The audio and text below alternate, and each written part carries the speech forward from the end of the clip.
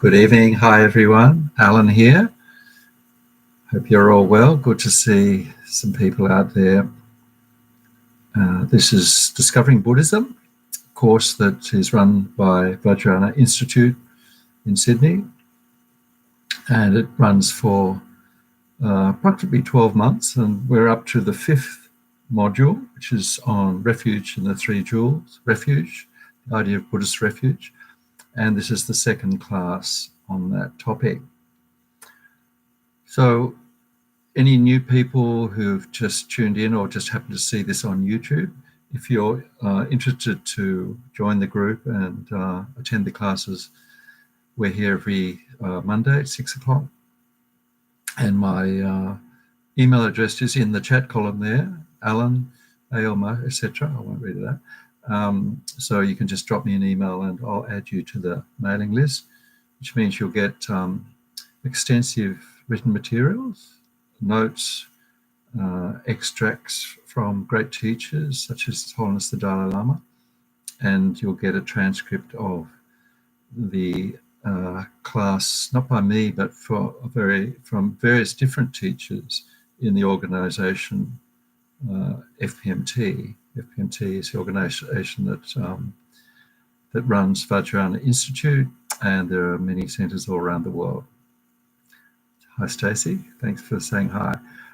So this course is actually run by Central Education Department of FPMT, and it's run all around the world, many, probably hundreds of centres. And so the materials are compiled by very experienced teachers who've studied the materials and have been Buddhists for many decades. So let's begin as usual by just calming ourselves by doing some mindfulness practice, watching the breath for around 5 minutes. This is just to get our minds in the conducive condition where we can actually receive teachings, do some practice and develop our minds and calm the minds, take care of our minds. Thanks, Lisa. Thanks very much. So let's get comfortable. Now you can be sitting, lying down, to any position that is comfortable, and you can be on the floor. But the main thing is to have a straight back. All right, we'll just do 5 minutes. I'll guide the practice. Okay, so we just begin by bringing our attention into our body and also into our mind, our inner world. Have a sense of letting go what's happened today, all the external distractions and busyness. Reflect for just a moment on how fortunate we are to be able to get together and study the incredible teachings of the Buddha, the Mahayana Dharma.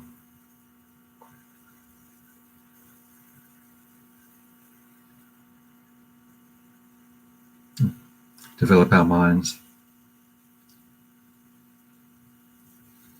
Our motive is not just solely to benefit ourselves in doing all this, but be of benefit to others. And ultimately to become enlightened, as the Buddha did, free of all delusions, perfect mind that can lead other beings to enlightenment. So now just coming into our body, just scanning, making sure we're evenly balanced on the floor or the chair. The eyes can be closed or just half open.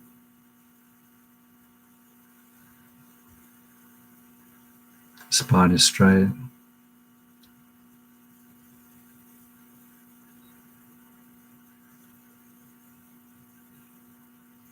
At the beginning, we can just focus on the out breath, have a sense of breathing out any tension in the body,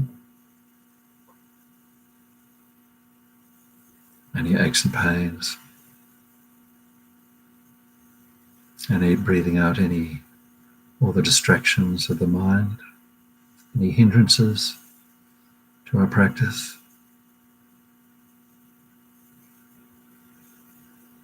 And then just be fully aware of the mind, of the breath entering and leaving the body.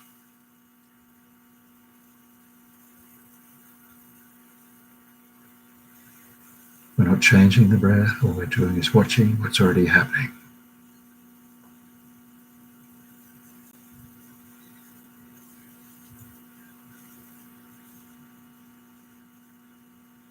We can focus at the nostrils or lower down at the abdomen, or just observe the whole movement of the body with each breath.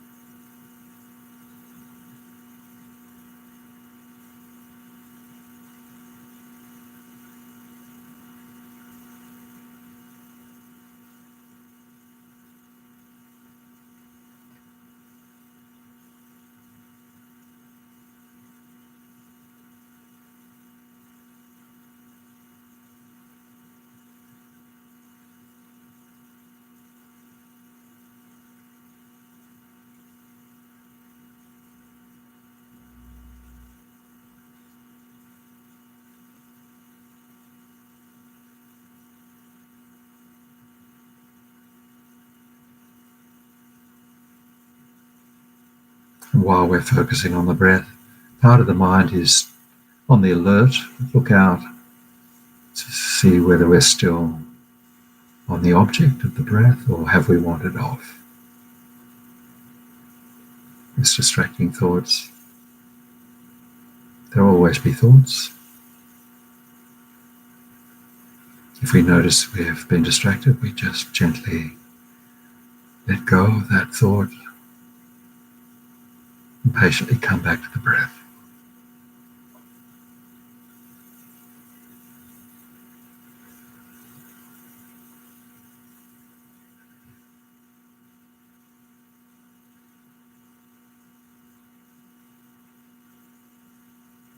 Just one breath at a time.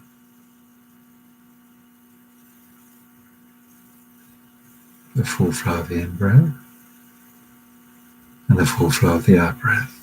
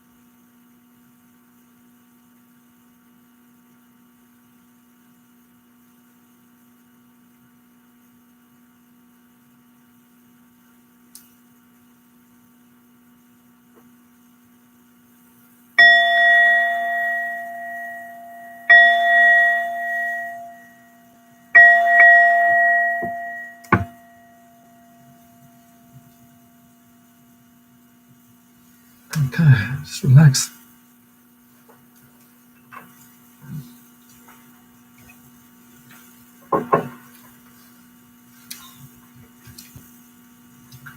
So this is our second class on Refuge, and I hopefully got the notes I sent out yesterday, and we few questions there to just refresh what we did last week.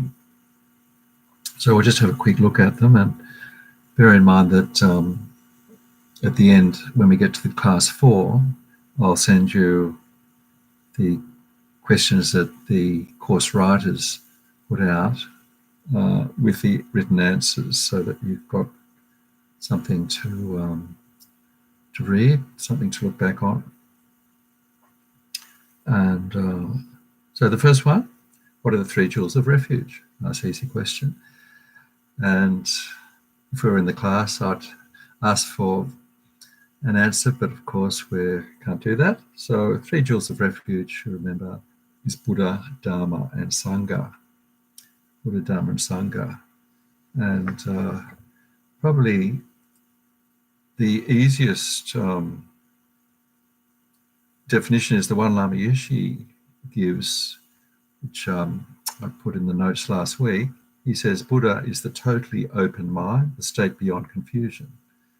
That means enlightenment, the enlightened mind that the Buddha attained when he sat under the Bodhi tree in Bodh Gaya 2,500 years ago. That state of complete nirvana, total free, totally liberated state, free of all delusions and all defilements of the mind.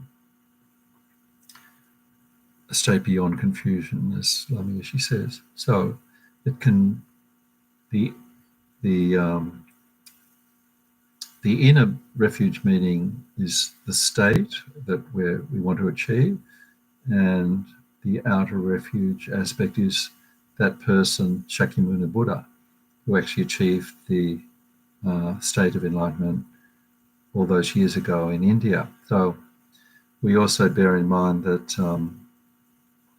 many great beings have achieved enlightenment, not just the Buddha himself, the Shakyamuni Buddha, but even since then, many great beings have become enlightened, liberated, using the Buddha's teachings, the techniques that the Buddha taught.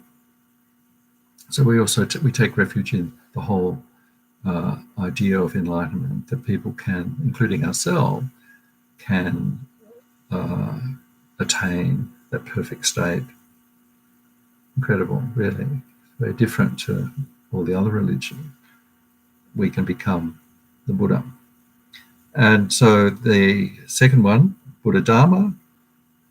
Dharma is like the path into Buddhahood. To get there, we need to do practices, we need to listen to teachings. So Lama Yeshe says Dharma is the path of wisdom leading to that state. The path of wisdom, the path meaning all the teachings we listen to, the meditations we do,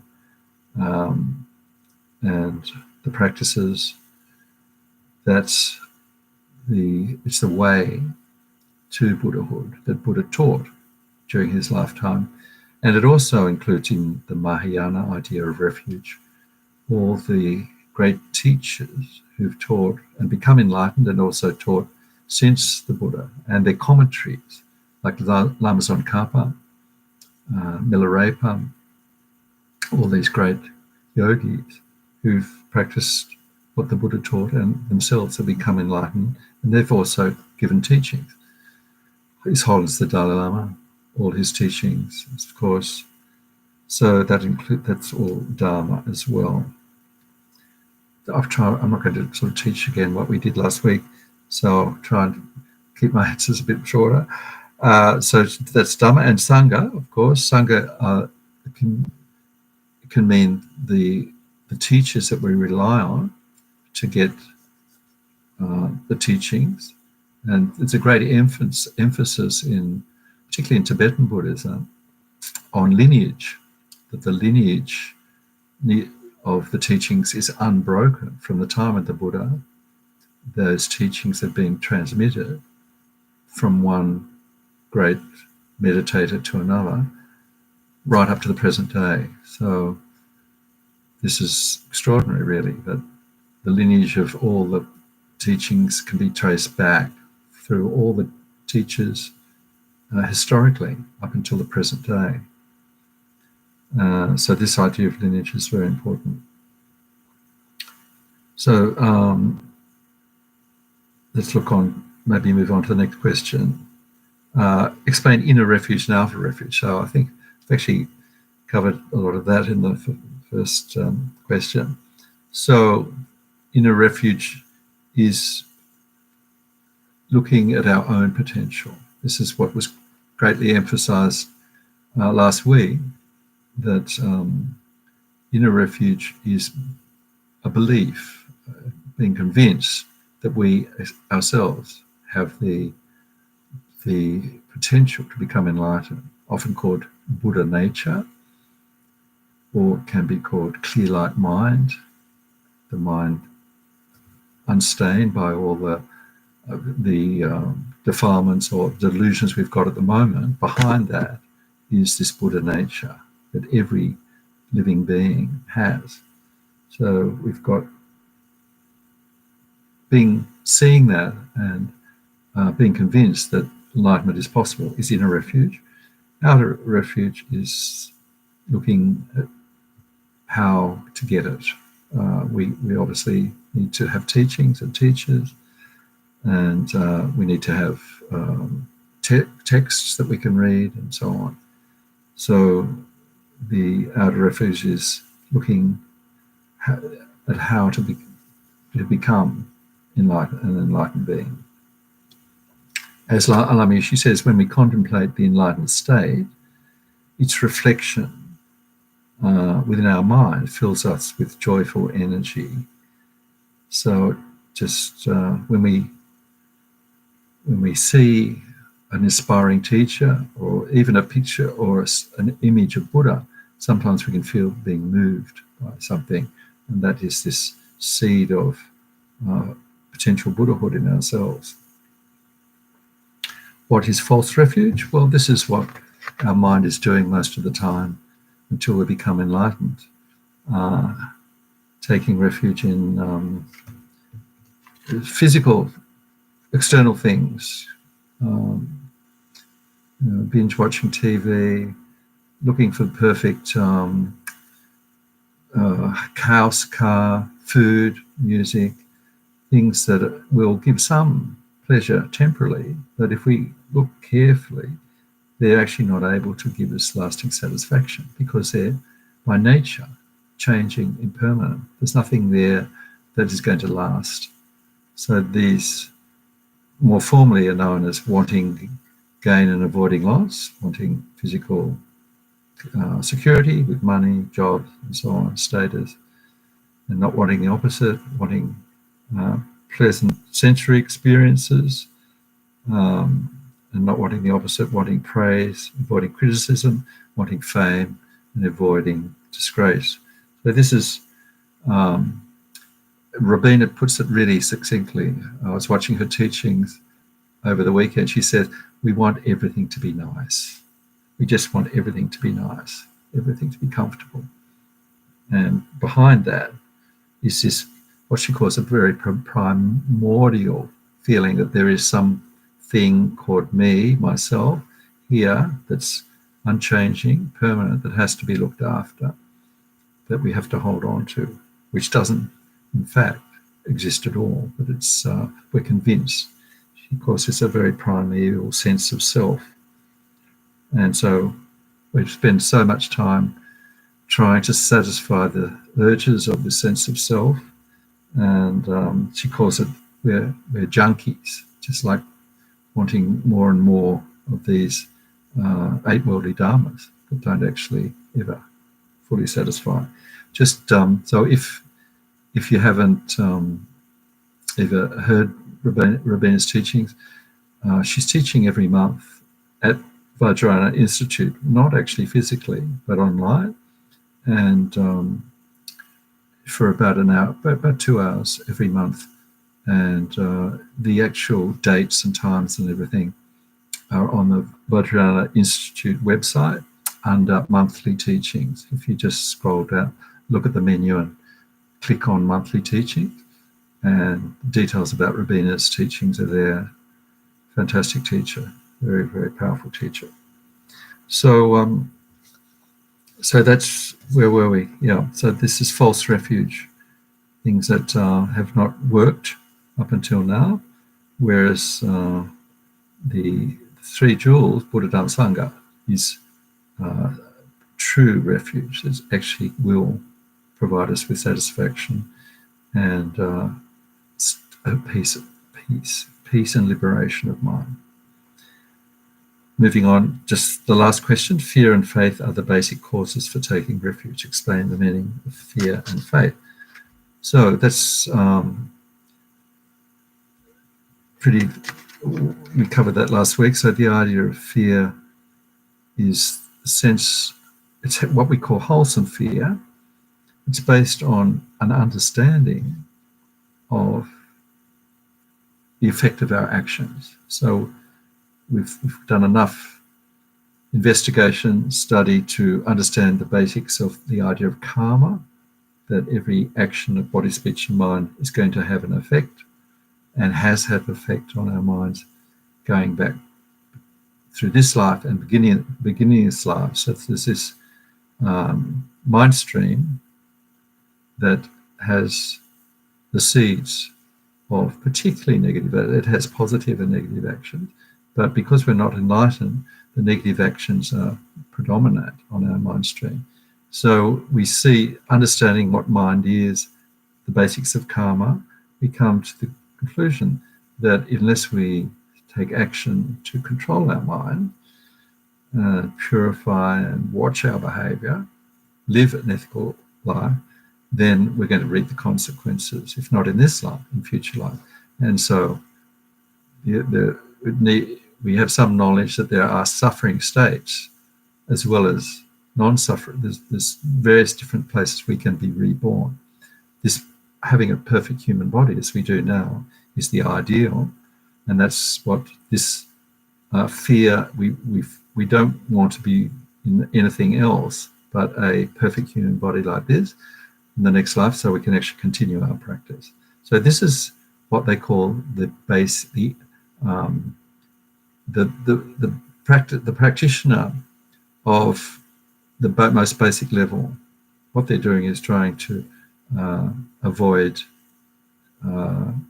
what could happen in the future. So they're watching their behavior and so on. So fear of what could happen unless we watch our behavior, and faith that the Buddha's teachings and our own Buddha potential together will be able to guide us and from unpleasant future states of rebirth and guide us towards positive future states. So taking that to the next level, we also realize that if we keep being reborn, even if it's in a human body, we're still in samsara, we're still going to suffer ups and downs.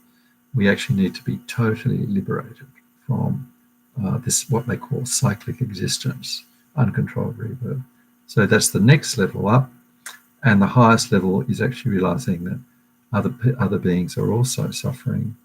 And so we need to do this practice, liberation, become completely purified mind, a state of Buddhahood, because then we'll be able to be of maximum benefit to other beings who are also suffering like us.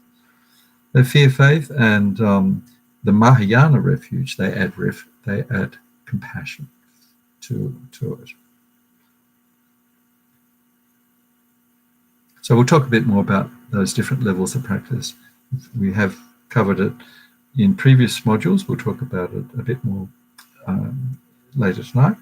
And so I think that covers the questions. So just looking, there's Lama Zopa, I won't go, there's a quote there from Lama Zopa on your notes, if you've got your notes there, and very good teachings from him about what refuge is. And he gives some guidance on what the Buddha qualities are. This is what we're going to look at today, the qualities of the Buddha. The Buddha is free from all suffering, cause of suffering, and he's expert in methods to free others from suffering. That's what we want. We want the most perfect methods, and what Lama Zopa calls the complete path, unmistaken, with nothing missing, to enlightenment. Nothing missing. That's what the incredible Buddha Dharma that we have available to us now offers. It offers a complete path out of suffering to enlightenment. And the Buddha has no discrimination. He treats all beings equally, equal compassion, and works equally, whether the beings he's helping appreciate it or whether they favor him or don't favor him, he still feels compassion and wants to benefit them. So just looking now, we're going to look more deeply at the three jewels, Buddha, Dharma, Sangha. Tonight, mainly the Buddha, and if we've got time, we'll look to the Sangha. So, just looking, so the idea of Buddhahood is that the external Buddha that existed 2,500 years ago, and the other, for me personally, that is I like the stories of the historical stories of the Buddha's life, and also the stories of his previous lives. Before he became enlightened. They're wonderful stories. They help to understand the incredible powers that he had. But I think what I've seen in the living teachers, like Lama Zopa, His Holiness the Dalai Lama, Lama Yeshe, the teachers that are alive today, that they're, to me, embodiments, living examples of Buddhas. So it depends, of course. Our sort of, whether they're Buddhas or not really is how we look at them. And even if the Buddha walked into the room we're in today, it's unlikely that we recognize that being as a Buddha because of the obscurations in our mind. So that's sort of a running theme through the Buddha. The Buddha has perfect mind, what they call the Dhammakaya mind, but to relate to us mortals, us unenlightened beings, they have to actually appear as ordinary human beings in monk's clothing, or they can actually even appear as non-ordained beings, or even inanimate beings. We're told that the Buddha will manifest in whatever form is needed. It could be a bridge, a prostitute, an animal, whatever is fitting for the circumstances. The Buddha, as a completely enlightened being, can manifest to help beings in that particular situation. So this is something that at first, if we've had not much experience, we find quite difficult to believe. So then we look at some of the stories of what the Buddha actually achieved.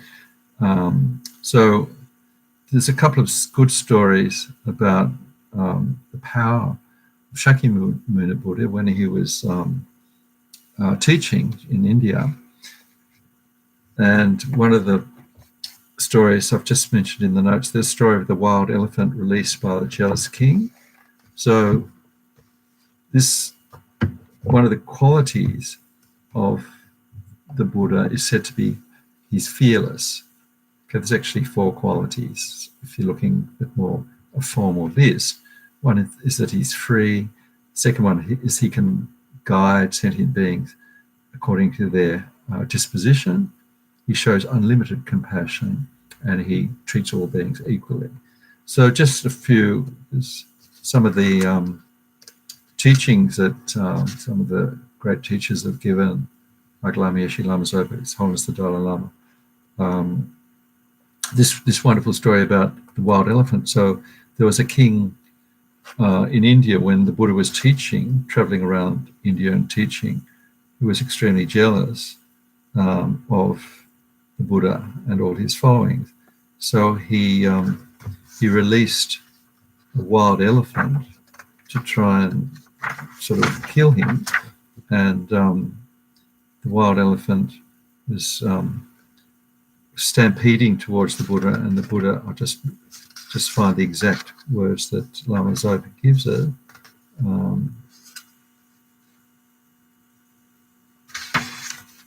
I thought I had it. Okay, there it is.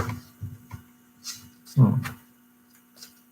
Okay, so the elephant charged towards the Buddha, and the Buddha's followers, who are very highly realized beings, their state of mind was very high. They actually were terrified, and they used their mental powers to fly up into the sky, which is one of the great attainments that some of these high beings have achieved. But the Buddha actually just stood his ground and spread out his hand. 5 snow lines appeared, and they transformed into a circle of fire that protected him.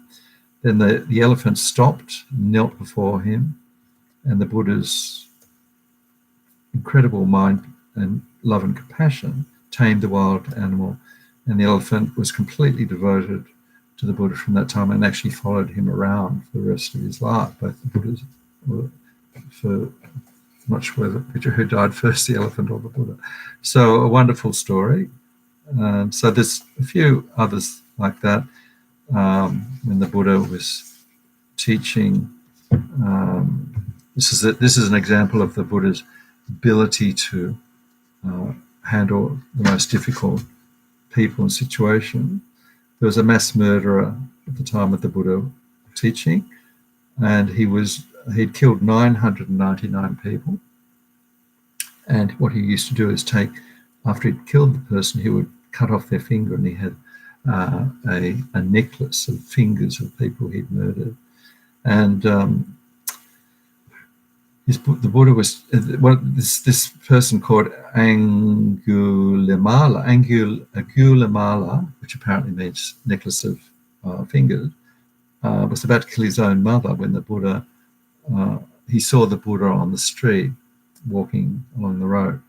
And so he called out, the Buddha actually called this murderer towards him, and the murderer came towards the Buddha. But in using his cyclic powers, no matter how fast the murderer ran towards him, the Buddha always seemed to be just in front of him. So it's this strange sort of ability of the Buddha to just stay in front, even though the Buddha was walking very slowly.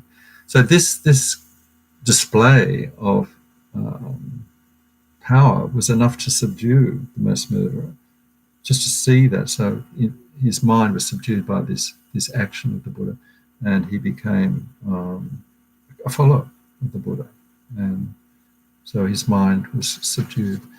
So various stories like this which show these different attributes of the historical Buddha, and so any being who's achieved Buddha has these incredible powers as well, of course. So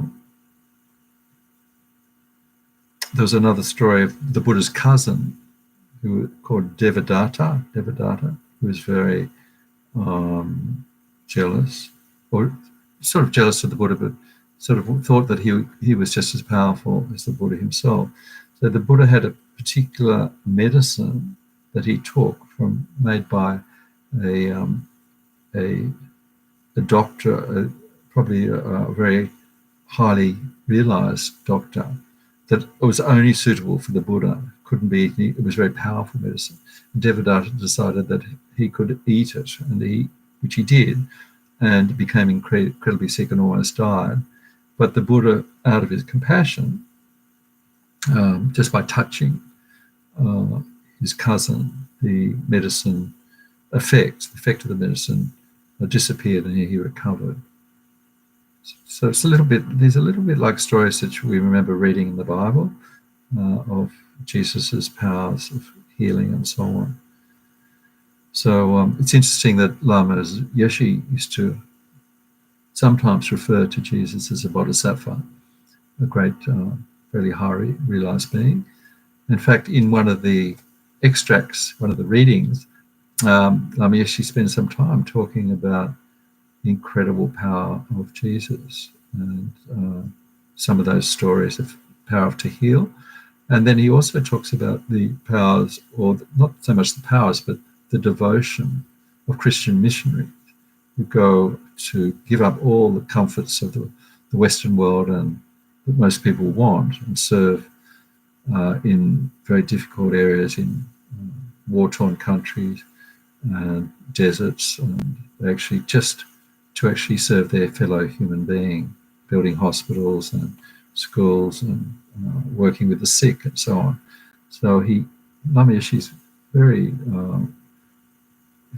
stressed very much how great these acts, physical acts of kindness and compassion were amongst Christians. I think because in the Tibetan tradition, because all the great teachers and the monks were actually in the monasteries, and the ordinary people were really not practicing Buddhists. They would ask the monks or the lamas to come and officiate if there was a death or some help needed in the family, and make offerings to them. But there was not this tradition as in the West with the Christian missionaries and Christian teachers to help others. Of course, there's other sides of Christian trying to convert and to destroy some traditional cultures. So there's downsides as well. But Lama Yeshe was always emphasizing the how good it is to actually do hands-on practical work with others and encourage that. So where are we? The body of a Buddha. So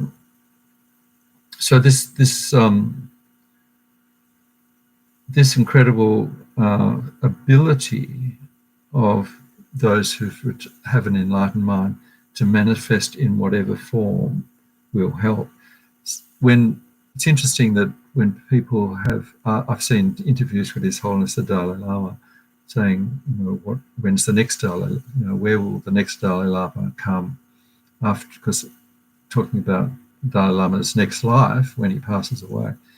And His Holiness has said that, without being too detailed, just whatever will benefit others is what the Dalai Lama is supposed to do. There may not be a benefit in being reborn as a Dalai Lama in the next life. He's actually said that. It may be more beneficial to be reborn as a different form. He hasn't specified, but imagine, as a president or as a worker, some other person who could reach more people in this 21st century. So that's similar to, fits in with this idea of the Buddha's manifesting in whatever way will benefit others the most. So the other way, this is a bit of a sideline, but I think personally when I went to India and I visited this pilgrimage sites, there are certain places that are said to be very blessed. The place where Buddha was born in Lumbini, the place where he was enlightened, Bodh Gaya, and the place where he gave his first teaching, which is Sarnath, very close to Bodh Gaya, and the place he passed away, Kushinagar. So those are four very blessed, powerful pilgrimage sites. But you don't. I had the great fortune to be able to go. Not to all. I went to every one of those sites during my hippie sort of, not so much hippie, but sort of backpacking period in the early 80s, and looking for some sort of spiritual source. And luckily, I found the teachings in the Kopan Center with Lama Zopa Rinpoche and Lama Yeshe. But just visiting these sites had a really quite a strong effect. You could feel the power of, particularly I can remember Sarna was the first place I went after I attended the 1 month retreat in Kopan Monastery, Kathmandu. And I just was amazed how powerful. That's the place where the Buddha taught. It's called the Deer Park of Sarna. And all that's there now is like a very big, the remains of a stupa, very like a huge block of rock and bricks that people circumambulate. And that's marks the place where the Buddha actually gave the first teaching, the first turning of the wheel, it's called. So I wasn't particularly Buddhist at that time because it was very early days. I just attended my first course with Lama Zopa. But I remember just being so calmed by the place that I stayed for about 2 weeks, and then moved to the next pilgrimage site, which is Bodh Gaya again. Sarnath was very incredibly quiet and peaceful, but Bodh Gaya is probably the main pilgrimage site for Buddhists all around the world, and so it was incredibly busy, and it's also in a very poor state called Bihar, and so it was still like the great power of the place where the Buddha taught became enlightened. That's the place where the Buddha became enlightened, and the tree, not the same tree, but a derivative of the Bodhi tree that under which Buddha had become enlightened, is there. And so there's incredible power in that place. So this is just, you don't need to go to India and to pilgrimage places, but just a personal anecdote is how it sort of helped to have some sort of personal experience, to know that there was the Buddha's actually taught there, and that all that 2,500 years is still this incredible energy there.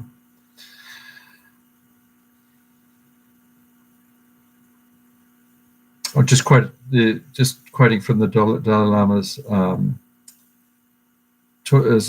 teaching on the body of the Buddha. If we practice with strong awareness that Buddha's omniscient mind pervades all existence, we'll be able to maintain our faith without interruption. Whether the objects of refuge are there or not is not dependent on our faith in them. Okay, so the Buddhas are there to help at all times. Their mind is 100% devoted to helping others, but because of our karmic blocks, when we're not going to see them in our unenlightened state, we might be able to, if we're lucky, some high practitioners can actually see forms of the Buddha, but they might be able to see. It's said that a Buddha being has these 32 signs and 80 marks. So if you look at representations of the Buddha on tankas or statues, they have, some of these signs are that there's a little, like a bump on the top of the head called Ushnishna, so it's a protrusion, a crown protrusion. There's also the hands are said to have Dharma wheels, pieces of Dharma wheels on the hands and feet, and if you can see these on some representations of the Buddha. So these are called, so there's 32 signs and 80 marks of what they call the supreme emanation body of Shakyamuni Buddha. So although if the Buddha was there, we wouldn't be able to see that unless we were very highly realized. Some of the representations of the Buddha show these signs, and this can have a great effect on the mind, just to see these representations. There's a wonderful story of probably one of the most holy Buddhist statues is in what's called the Jokan in Lhasa, in Tibet. The Jokan is probably the most holy of all temples, Tibetan Buddhist temples, right in Lhasa. Still there, hasn't been destroyed. And this joke, the picture, the representation of the Buddha there, it's got a name, but I can't remember, but it's in the Jokan. It's said to have been created, that statue, at the time of the Buddha. It's that old, 2,500 years old. But I've forgotten where I heard the story, but there was an old lady who had incredible devotion, who could actually, when she looked at the statue, she could actually see the Buddha there, the living Buddha, glowing, emanating. And then there's another person who had incredible obscurations. He's said to be a butcher who's made his profession killing animals. And all he could see there was a lump of meat because of his karmic obscuration. So this, the mind of the being that is looking at the holy object will see something according to their karmic disposition. And so some of us may be fortunate to see signs of an enlightened being. Some of us may not. Speech of the Buddha. Excuse me, I just have a refreshment.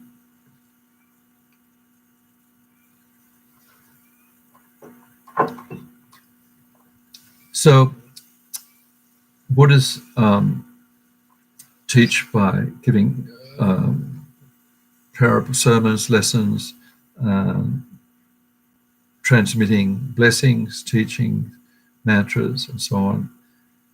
So it's said that when a Buddha speaks, because the Buddha has we call it clairvoyance, but clairvoyance to an unlimited degree, which is omniscience, being able to actually see the states of mind, all those before him, and even those who are not before him, sort of an omniscience of all phenomena. So he can see in an audience that certain beings, certain teachings will benefit them, and certain teachings will benefit these other different teachings. And so he is able to speak so that each individual benefits somehow. So it sounds completely miraculous. I think the best example of from my personal example, because I've only had an audience with His Holiness once, and that was just in a group in the early 80s when not many people wanted to see the Dalai Lama. It was quite easy in Dharamsala to arrange a meeting, particularly if we were a Buddhist group from Tushita Retreat Center about to do a Vajrasattva retreat. So we've just been to Kopang and done teachings with Lama Yeshe and Lama Zopa. So there's this 3-month retreat, and in those days there were only 20 or 30 people in the retreat, and we were able to write down a question and submit it to His Holiness the Dalai Lama, and he would answer the questions. We probably had about an hour or two. So we all had a question. I had probably a silly question. And so when we got back, His Holiness, answered all the questions, and the answer to my question I thought was fantastic. And when we got back and sort of talked about, what questions we'd asked and what answers we'd given, it turned out that certainly what I heard as the answer to my question, the other people, my other friends, heard something completely different. And I thought, they're just not listening. They didn't listen properly. And they didn't actually hear what His Holiness said. But when I actually heard this power of a Buddhist speech to reach all beings, so he could actually give answers that would satisfy different needs in different beings, I thought, that's probably what happened. Because His Holiness certainly is a bodhisattva, a very highly realized being. And how we look at His Holiness we could see him as a Buddha. He's said to be the embodiment of Chenrezig, the Buddha of compassion. So the other interesting thing is how His Holiness the Dalai Lama teaching can be incredibly deep. And Dondrup, in his transcript that you've got, the Venerable Dondrup's transcript on the Three Jewels Refuge, he recounts attending a teaching of His Holiness called the Great Lam Rims, the 8 Great Lam Rims. So I didn't know this, but apparently there's 8 versions of the Lam Rim, all sort of different schools that are all, regarded as being perfect teachings, 8 different aspects of the Lam Rim. But Dondrup said he attended a teaching where His Holiness the Dalai Lama could actually teach all the 8 at once, just in incredible, simple style, so that everyone could understand these 8 different traditions of Lam Rim and integrate it all at once into a form that was digestible and understandable to all. So if you've got the chance to ever listen to His Holiness at the moment when he's teaching online, that he's got a studio now in Dharamsala where he teaches quite regularly. Some of the teachings are very introductory for beginners, but some of the teachings are quite high, and it can just be astonishing how he doesn't seem to use notes. He might have the text in front of him, but he just occasionally might look at the text, but then he gives these incredible analysis and commentaries on the text without any hesitation, just all at his fingertips. So this is sort of like the speech to me, a good example of the power of the speech of the Buddha. And the mind of the Buddha, I think we've touched on, the mind being fearless, skillful, and good example often used for enlightened beings' power and compassion is like the moon or the sun, how it shines down on earth and it reflects equally on water. Okay, so the moon, the reflection of the moon will reflect on water wherever it is in the same way, and the sun as well, but the moon seems to be the usual example. So it doesn't discriminate as to whether it's going to reflect on this body of water or not. But I guess the main point is that the body of water, to reflect the moon fully and clearly, has to be still. So that's an analogy for our minds. If our mind are calm, we can reflect we can actually see the full image of what is coming from a Buddha or Bodhisattva. And so we're more likely to benefit from the teachings of or even just seeing a being like that. If the mind is calm, it will see and benefit more from a Buddha's body, speech, and mind. And so there's some wonderful stories. Probably won't dwell on them, but if you've had the good fortune to find a sutra called the Golden Light Sutra, the Sutra of Golden Light, which is said to be very, very blessed scripture. So even if we just read a few words of it, said to be incredibly beneficial to the mind. The Golden Light Sutra is quite easy to get from the FMT store online.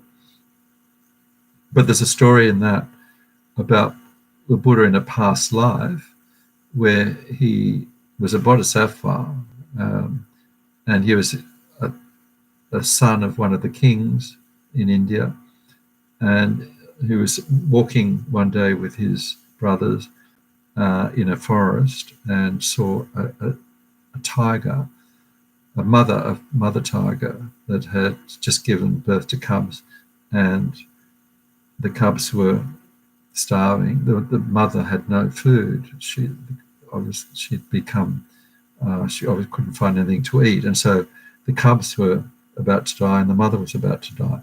So this great Buddha, the Buddha as he was in that form as a young prince, decided it was time to make an offering for his body to benefit the mother tiger, so she wouldn't starve to death. So he actually offered his body, and the tiger ate. The tiger at first was too weak to actually sort of rip into the prince's body, so the prince had to actually cut his flesh with bamboo, so that the tiger could eat the blood and drink the blood and eat the flesh, and so on. So this was like the act of a bodhisattva. And by doing so, in the next life, I'm not sure whether it was the next life, but he was on the road to full enlightenment of the Buddha, of the body, full enlightenment, and by giving his body in these incredible circumstances, he purified eons of karma obscurations. Remember, the Buddha was an ordinary human being to start off with. So we're not to, so the story is just to show the incredible power of compassion of the Buddha even before he became enlightened. Doesn't mean teachers who are telling the story always say, this is not, doesn't mean that we go off and do such things ourselves, because our mind may not be ready unless we're a very highly evolved being, and we may not develop Buddhahood from it if we're not renounced, if our mind is not ready for such incredible sacrifice.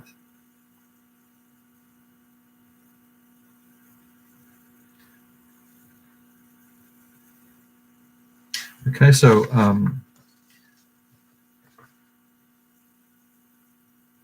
just quickly looking at the notes to see whether, because it's already 7 o'clock and I want to do the meditation on refuge. And so the Dharma jewel is really our entry into practice, our entry into the path to becoming enlightened being. It's through the teachings and the practices that we become enlightened. And so this is the Dharma, I think in Sanskrit, means to hold us. It holds us back from suffering, and it also leads us out of suffering. So the ultimate Dharma jewel is the realizations in our mind when we practice the conventional Dharma jewel, which are the teachings of the Buddha, and the hearing the teachings, reading the teaching, studying the teachings, practicing the teaching. And so just in the last 10 years, 15 years, there's this unbelievable smorgasbord of teachings available on multimedia. In the early 80s, I remember walking into bookshops in Sydney, and the amount of teachings on Vajrayana Buddhism in print was tiny. It was just maybe one shelf. And from then, because very few texts have been translated, and in fact, very few of teachers like His Holiness the Dalai Lama, so very few of their teachings, although they'd been teaching since the 70s, were actually published. And now, of course, we've got this incredible feast of teachings that in different forms, multimedia, print, and some of them are, video forms, etc.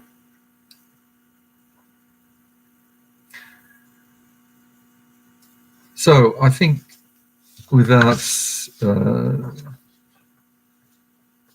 and just a brief mention of the the Four Noble Truths. If you remember, students who've been with us for previous module, Four Noble Truths, this is the first teaching Buddha gave at Sana, that suffering exists. That's the first thing to realize, that actually this situation we're in is suffering in different forms. There's various types of suffering. There are causes to it, and there's a way of dealing with the causes, and the way to deal and end the causes of suffering is the fourth noble truth, the path. So the path, the way out, the way to enlightenment is the Dharma jewel.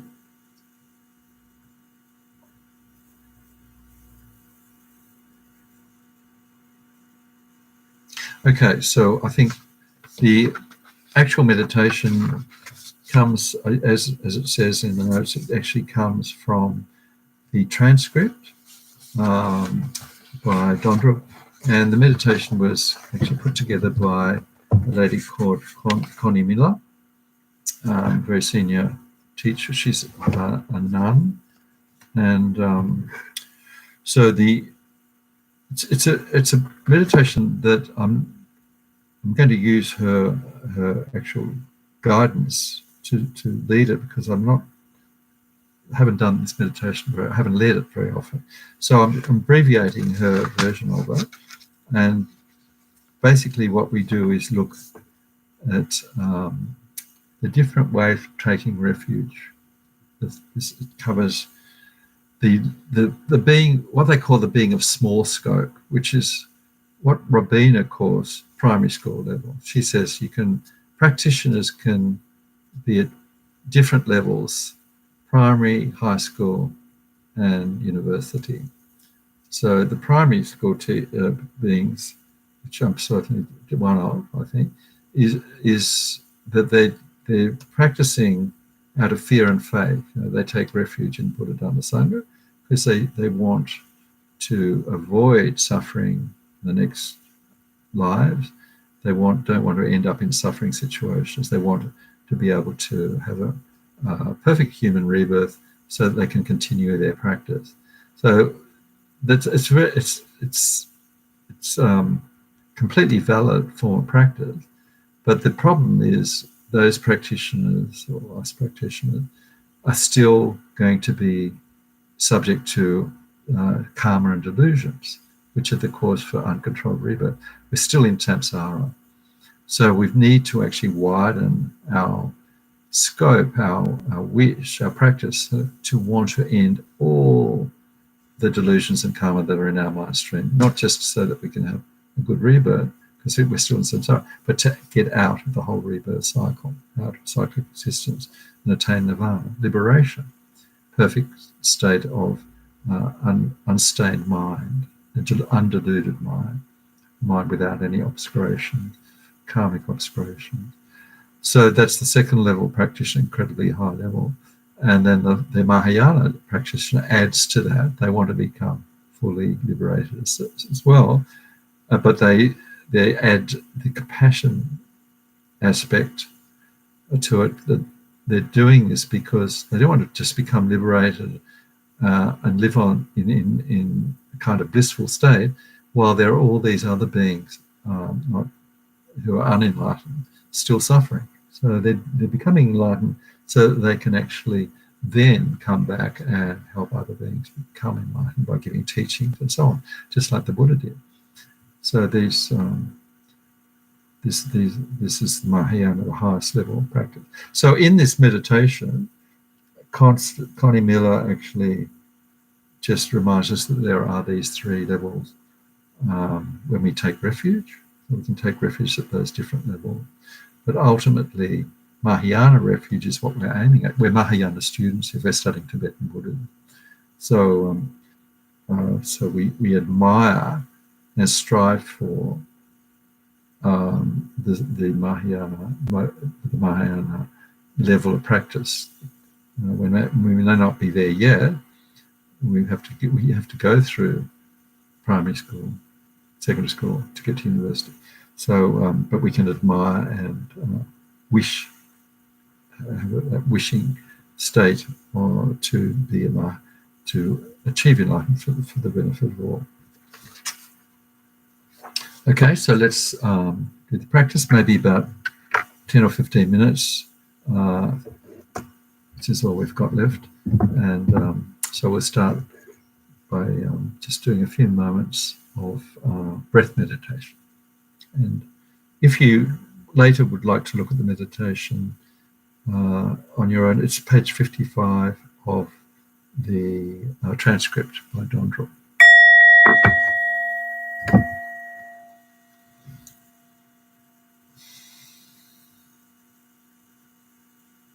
Okay, we just spend a couple of moments focusing on the breath, just bringing the mind into a state of stillness.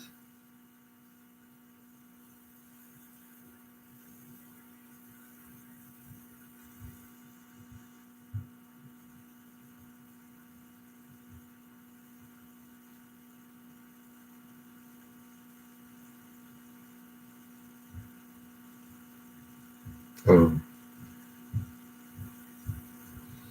we start by recalling our good fortune to be born in this human body with a human brain. Incredible good fortune, have this perfect human body which we can use to make progress along the path by making use of Buddha, Dharma and Sangha to practice and progress along the path to enlightenment. This perfect body could end at any moment. We're not sure when death will come. And we know that it's certain it will come. We're not sure when, what time it will come. So we resolve to, without wasting this situation, do some practice and take steps to follow the path to enlightenment. So we also recall the teachings on karma, that there are lower realms, suffering realms, that we could be reborn in the next life. Developing a healthy fear of being reborn in these unpleasant, or not just unpleasant, but suffering realms.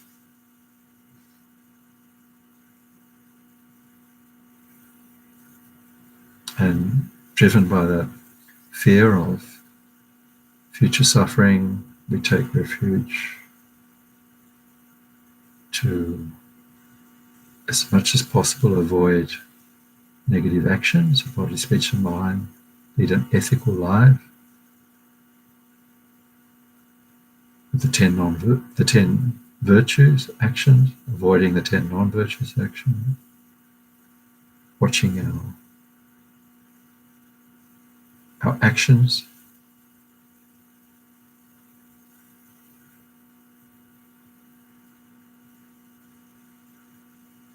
Also, we want to avoid being born in the realms of what they call the God realms, where there's so much sensory pleasure that it's impossible to practice the Dharma. Distractions of sensory pleasures, where there can be no practice done.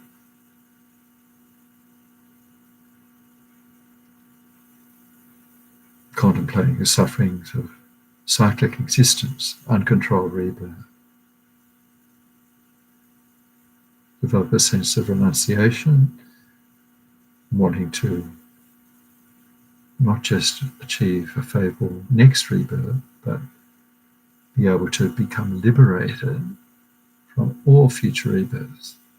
This is the second level practice, wanting to become liberated out of cyclic existence and attain nirvana.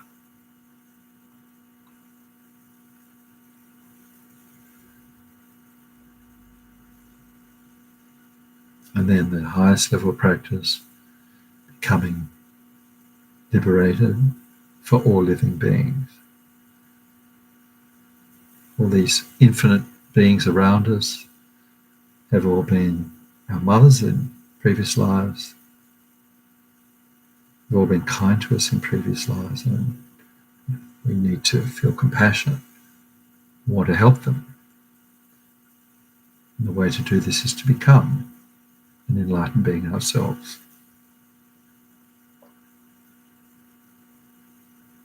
So how can we do this? We think of the three jewels. Fitting objects of refuge, which can liberate us from all our sufferings forever.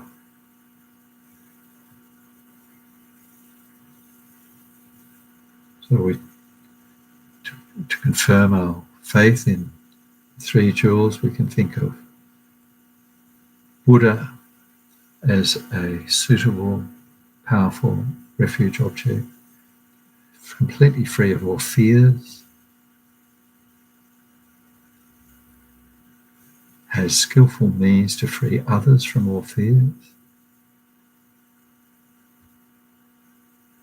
can understand the needs of each mind, of each sentient being, and has the means to help, give teachings, act to benefit that mind of that sentient being. Another quality of the Buddha is unlimited compassion for all beings, without exception.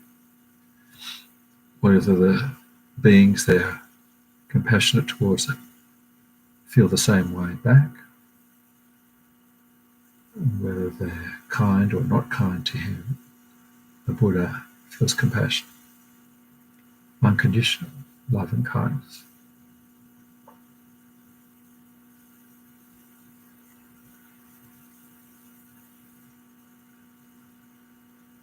The Buddha is like the doctor. Dr. Buddha can diagnose the illness of the patients,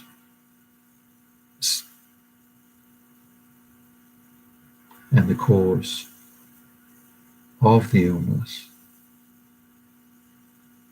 and what medicine is required. And the medicine is the Dharma jewel.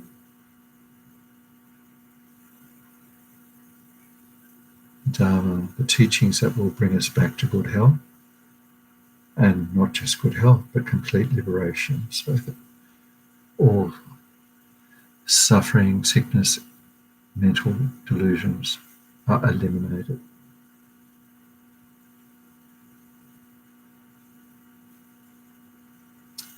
The Sangha are the nurses who help us apply the remedy. They're our teachers, our fellow students who are also practicing the path.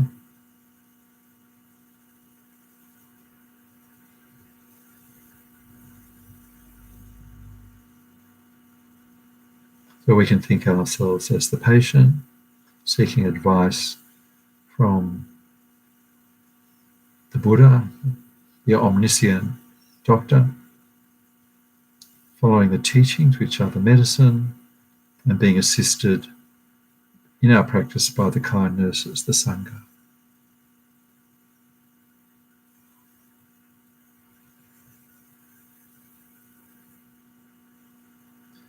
Only someone who's free can free another. So only someone who's perfect, like the Buddha, can lead another to perfection.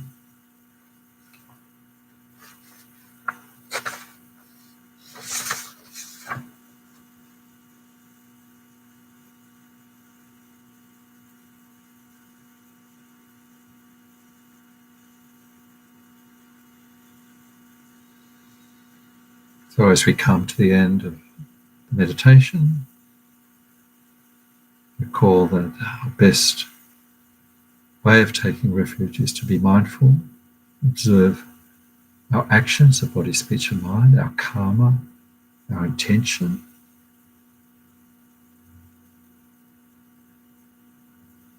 as much as possible abandoning non-virtuous actions, and as much as possible practicing virtue, morality, mindfulness of our actions.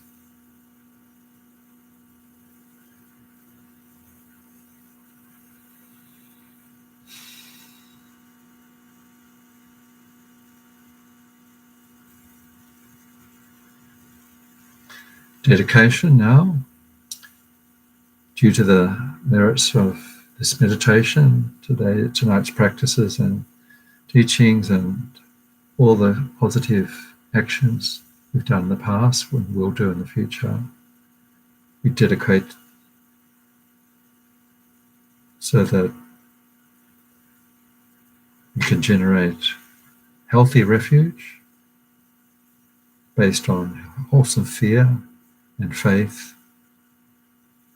in the Dharma jewels, Buddha, Dharma, Sangha.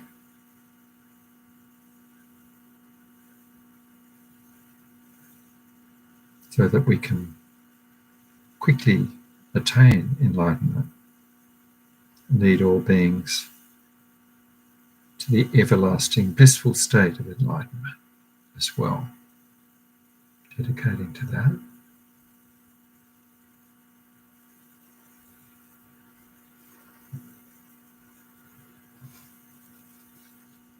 Also, just to conclude, I'll read Lama Zopa Rinpoche's special dedication for the pandemic. However many sick sentient beings there are, may they quickly be freed from all sickness.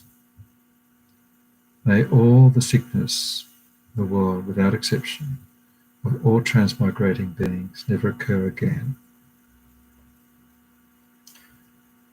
May all wars, or sickness, or famine, torture, poverty, economic problems in the world, and all dangers of earth, water, fire, and wind be pacified immediately. May perfect peace and happiness prevail in everyone's hearts and lives. May the Buddha Dharma last a long time, and may sentient beings in the world meet the Buddha Dharma and achieve enlightenment as quickly as possible. Dedicating to that.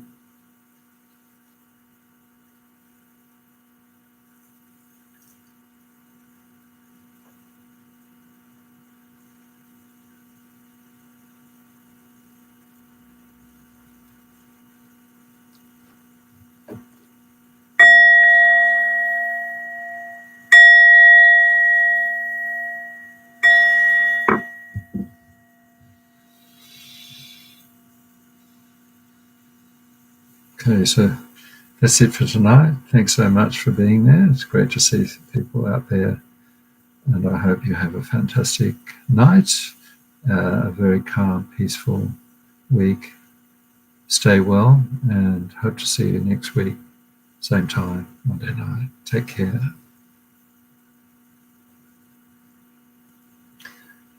Remember, any questions, pressing issues, just email me. You're welcome. Thanks.